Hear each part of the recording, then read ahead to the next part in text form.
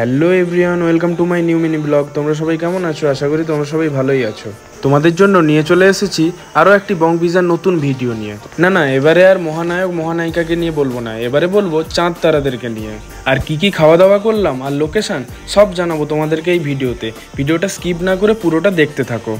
আমার প্রাণের শহর মহিষাদলে খুলে গেল বং পিজার নতুন একটি আউটলেট।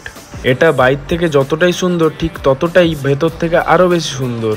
আর এটার একটা ইউনিক ব্যাপার হলো ফার্স্ট ফ্লোর সেকেন্ড ফ্লোর দুটোই মিলে রয়েছে এই বং পিজা। আর তর সইতে না পেরে চটজলদি দেরি না করে চলে গেলাম সিঁড়ি দিয়ে ওপরে উঠে ফার্স্ট ফ্লোরে। সিঁড়ি থেকে শুরু করে পুরোটাই দারুণভাবে লাইট দিয়ে ডেকোরেট করা। তোমাদেরকে ভিডিও শুরুতেই বলেছি এবারে আর মহানায়ক মহানায়িকা নিয়ে বলবো না, এবারে বলবো চাঁদ তারাদেরকে নিয়ে। পুরোটাই লাইট দিয়ে ডেকোরেট রয়েছে আর প্রতিটা জায়গায় আলাদা রকম থিম রয়েছে। যেমন এদিকে চাঁদ তারা রয়েছে আর তার ঠিক একটু এদিকে ঘুরলেই দেখতে পাবে একটা ফুলের বাগানের ভেতর থেকে পথ চলে যাচ্ছে। তোমরা যে ডেকোরেট করা চাঁদটা দেখতে পেলে ওটা শুধু জাস্ট থিম নয়, ওটাতে বসে তোমরা দারুণ দারুণ ছবিও তুলতে পারবে। ওখানে ওই দিন এতটা পরিমাণ ভিড় ছিল যে আমাদের ওখানের একজন স্টাফ নিয়ে চলে গেল সেকেন্ড ফ্লোরে।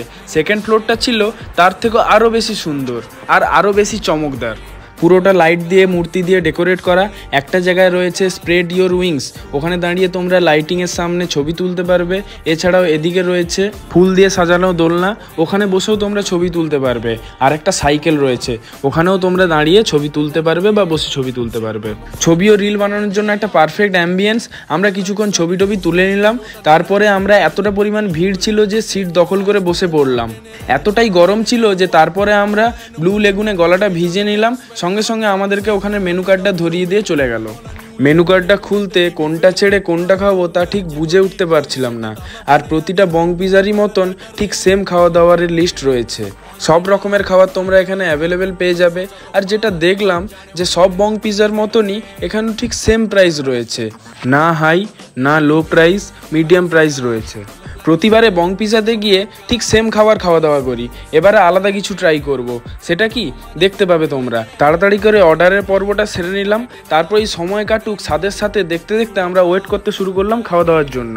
তারপরে ওখানে একজন স্টাফ এসে আমাদেরকে কলকাতা স্পেশাল দম বিরিয়ানি সাজেস্ট করলো ট্রাই করার জন্য।